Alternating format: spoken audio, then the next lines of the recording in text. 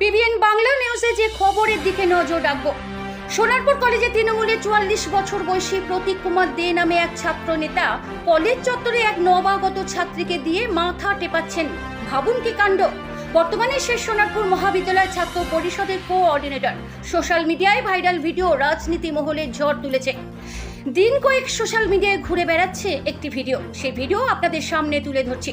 এছাড়াও রাজপুর টাউন তৃণমূল যুব কংগ্রেসের সভাপতি এবং সোনারপুর দক্ষিণ বিধানসভা তৃণমূল ছাত্র পরিষদের সভাপতি তিনি, এবং স্থানীয় বাসিন্দাদের দাবি তাকে নাকি নিয়োগ করেছে তৃণমূল বিধায়ক লাভলি মৈত্র। এই ব্যক্তির বিরুদ্ধে রাজপুর সোনারপুর পৌরসভার 15 নম্বর ওয়ার্ডের তৃণমূল কাউন্সিলর পাপিয়া হালদার আগেই সোনারপুর থানায় শারীরিক ও মানসিক হেনস্থার অভিযোগ দায়ের করেছিল।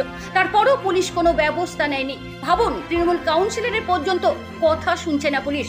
ভাবুন রাজ্যের কলেজগুলিতে মহিলাদের ওপর কি অত্যাচার চলে। দেখুন পিবিএন বাংলা নিউজে।